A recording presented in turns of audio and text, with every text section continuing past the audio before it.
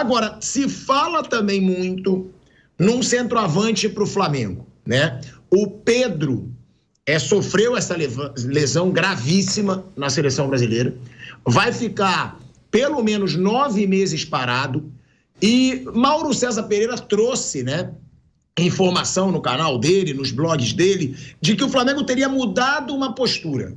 O Flamengo antes teria ido para o mercado. Opa, Pedro machucou, vamos para o mercado. Mas o Mauro trouxe essa informação e eu vou perguntar para ele que o Flamengo agora segura. O Flamengo segurou essa ânsia no mercado até para valorizar os jogadores que tem. Então, Mauro, antes de eu te perguntar, eu queria só fazer uma análise aqui da minha opinião. Eu acho que o Flamengo precisa contratar. Pergunto para você. Por quê? Porque o Flamengo tem o Bruno Henrique. Sim, para mim que seria o substituto agora prioritário. Só que o Bruno Henrique, ele não está aguentando a pegada das 3 competições agora, tendo o Pedro como titular, entrando em jogos como substituto. Como titular, eu acho que ele vai aguentar menos ainda. A gente tem um Gabigol que não joga nada há 2 anos. Ou confia no Gabigol, que eu acho muito difícil diante do futebol que ele está mostrando, ou também não seria um substituto à altura para o Pedro. E tem o Carlinhos, que na minha modesta opinião, eu sei que ele é um cara gente boa, eu sei que é um cara simples, eu respeito pra caramba como pessoa, mas eu não tô aqui também para mentir pro torcedor que tá assistindo. Para mim, o Carlinhos hoje não tem nível técnico nem de perto para ser titular ou até um substituto direto para a camisa 9 do time do Flamengo. Eu acho que o Carlinhos está muito abaixo. Eu, por sinal, nem entendi a contratação do Carlinhos. Eu acho que foi ali, Campeonato Carioca, tá no Nova Iguaçu, sem uma análise detalhada, que trouxe um jogador que erra muito. É um jogador que está muito abaixo do Flamengo. Então, nessa lista, você tem o Bruno Henrique, que é um baita jogador, mas que já está com 33 anos, que seria improvisado numa posição, e, além disso, não está na sua melhor forma física. Gabigol, que está no pior momento da sua carreira e colecionando polêmica, já teve mais festinha de aniversário, lesionado cantando no palco, pulando, fazendo festinha de aniversário e sem jogar nada. E o Carlinhos num nível técnico bem abaixo. Mauro César Pereira, né?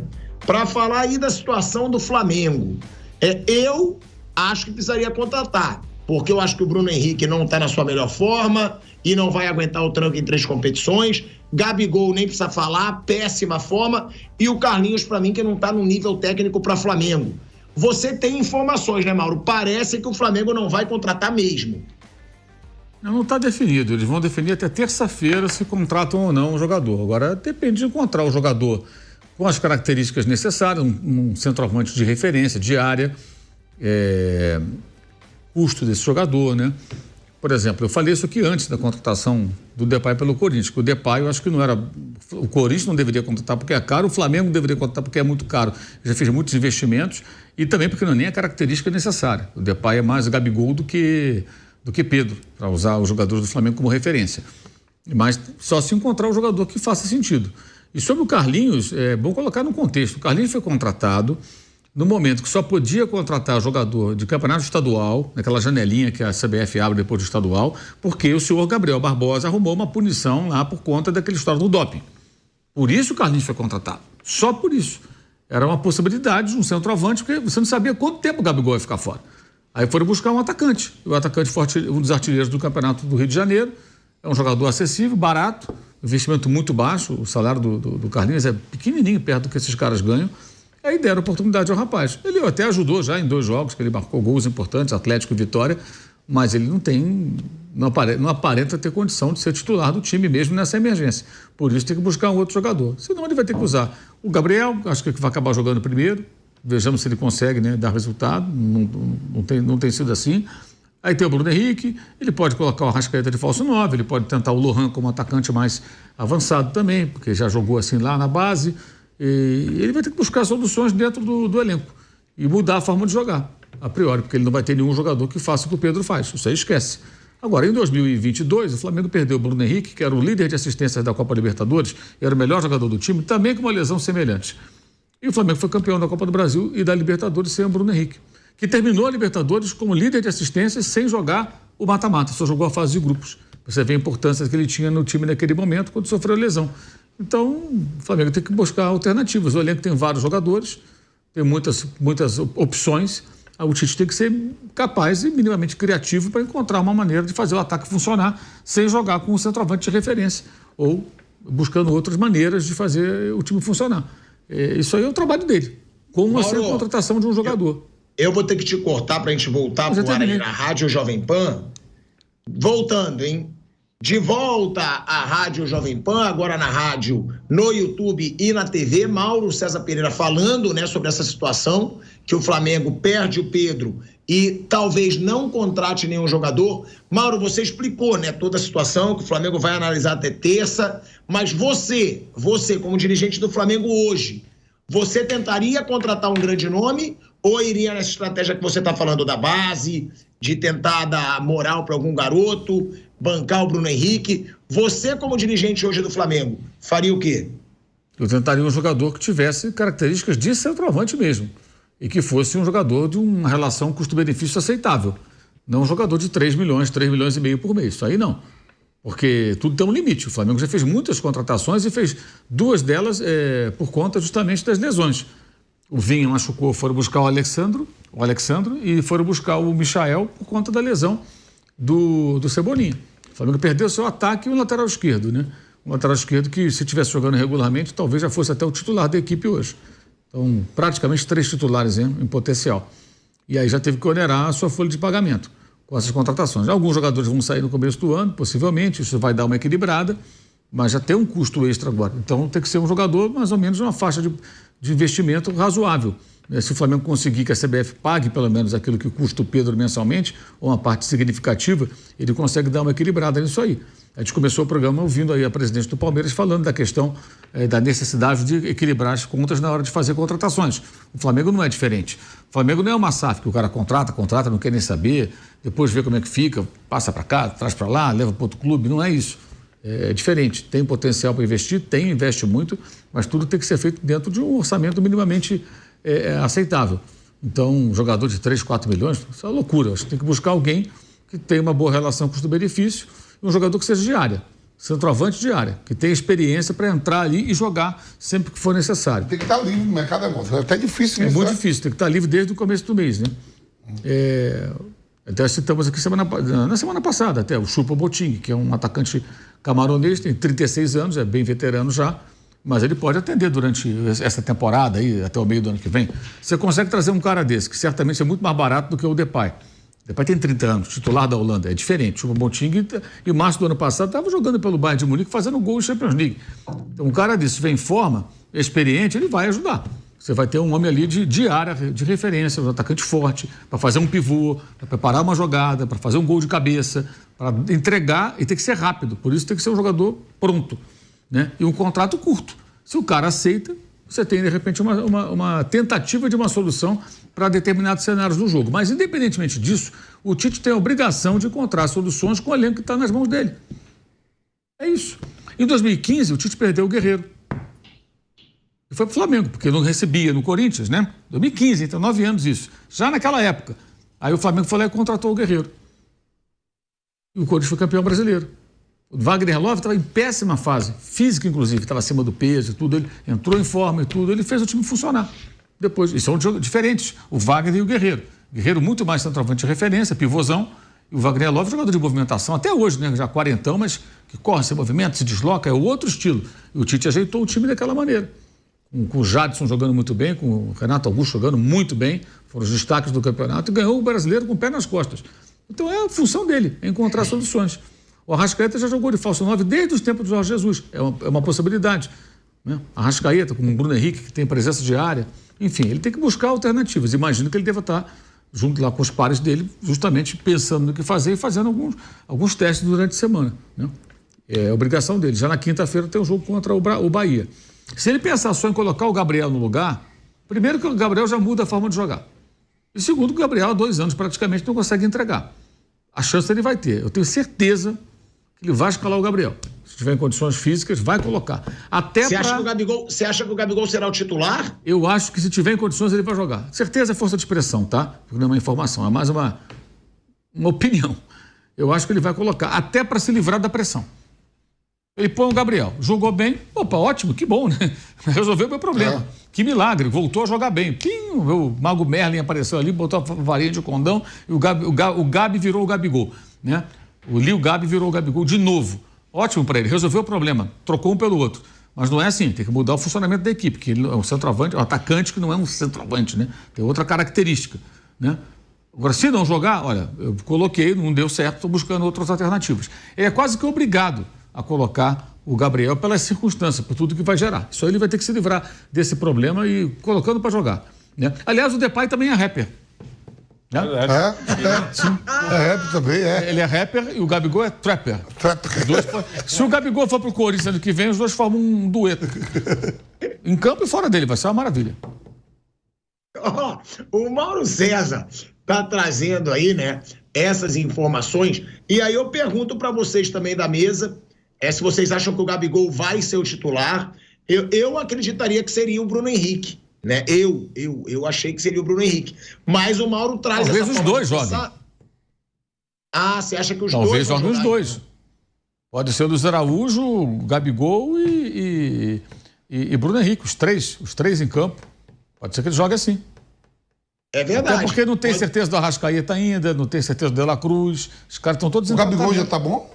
Já? Eu estou pensando no princípio de que ele esteja bom. Está machucado. Mas pela estimativa inicial já deve estar bom. Porque o Pedro já voltou, o Pedro tinha uma previsão de volta mais rápida, que era justamente contra o Corinthians, quando ele voltou. E ele jogou 70 minutos porque era previsão, era jogar só 70 minutos, não jogar o jogo inteiro. Aí ele sai até no segundo tempo. Então o Gabigol, o jogo contra o Bahia vai ser 11 dias depois, né? Depois do jogo contra o Corinthians. É dia 12. O outro foi dia 1º.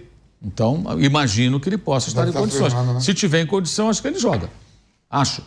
Tá? Até para se livrar do problema. São duas situações. Uma, eu ponho para jogar para ver se funciona. Não funcionou, eu posso tirar. Não colocou para jogar e tal. Coloquei, mas não deu certo.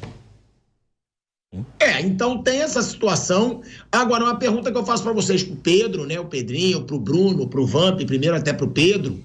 Tem jogador no mercado, na opinião de vocês? Vocês lembram de algum 9 hoje? Um que eu pensei, mas que já era, porque acabou de acontecer, eu pensei até no meu amigo Marcos André. Olha como eu lembro tanto de você, Marcos André. Eu pensei no Marcos Leonardo, né? Mas ele acabou de ir para a Arábia. Ele estava no Benfica, foi contratado agora para o Al Hilal do Jorge Jesus. Seria um baita camisa 9 para o Flamengo tentar, já que não explodiu. Mas não poderia, ele teria contrato em vigor, ele não poderia.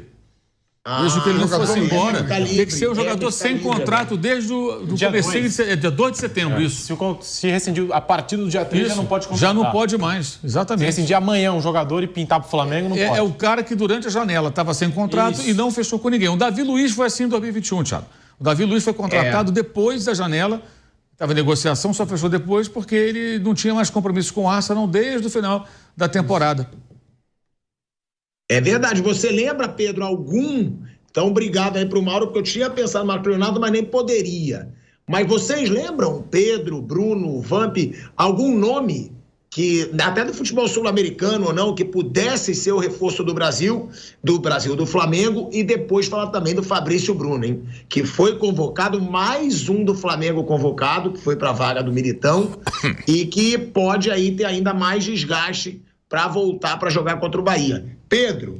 Dois nomes que estão no mercado e foram ventilados no Flamengo, né? O Choupo-Moting, não sei também se existe algo, né, ali entre Flamengo e jogador, Flamengo e staff, mas estão livres, então a galera começa a especular no Flamengo que está na busca por esse atacante.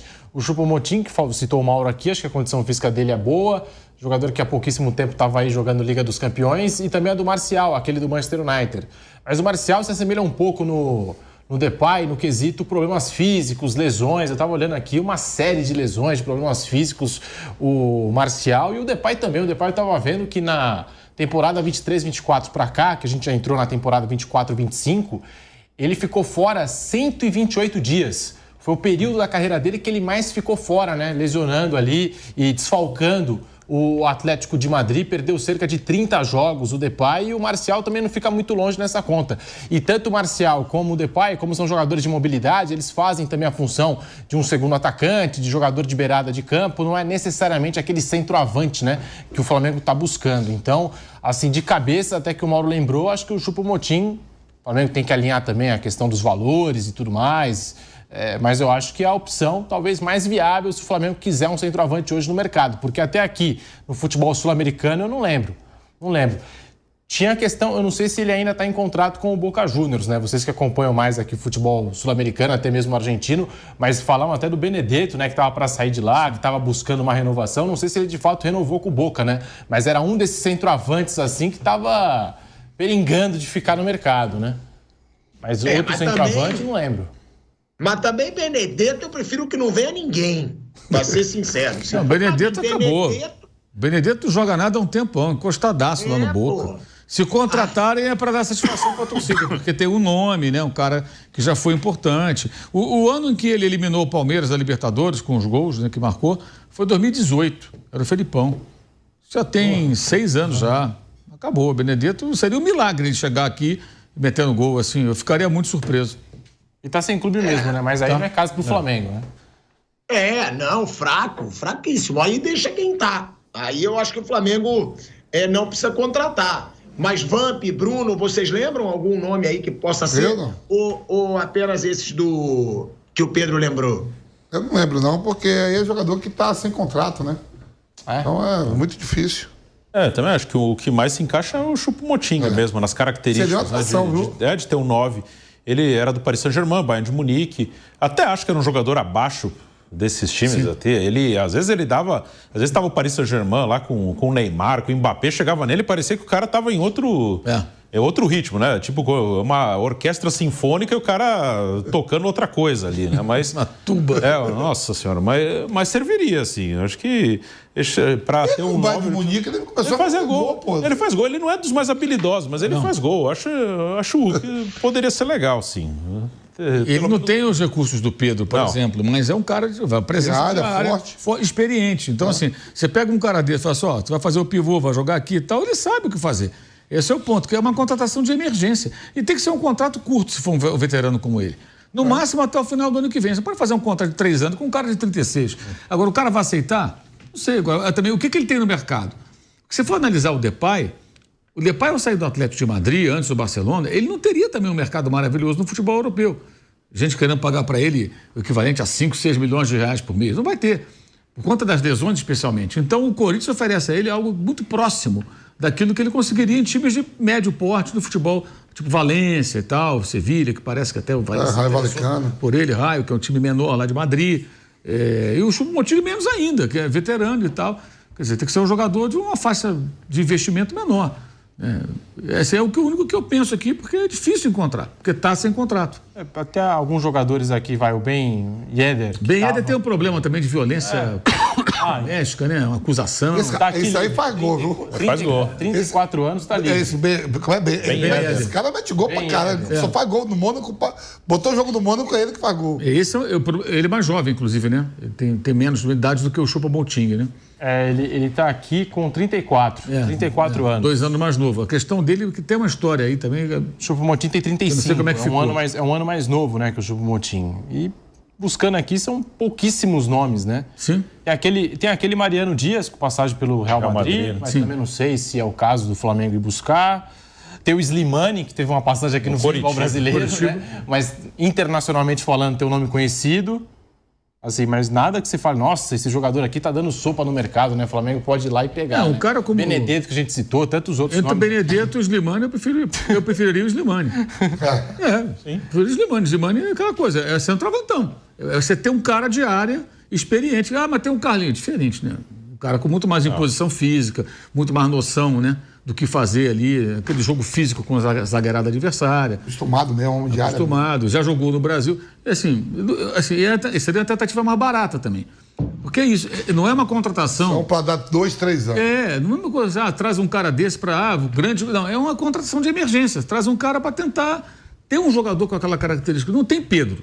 E às vezes até um jogador de 6 meses, né, Mauro? 6 meses de contrato. Vai. Um contrato de agora até, digamos, até o meio do ano que vem, para jogar o estadual e tal, aí você avalia. Depois, se o cara está sendo útil, você prorroga o contrato com o cara. E o cara que não tem muita opção de mercado. Porque, assim, é para ter um jogador ali que vai entregar alguns golzinhos.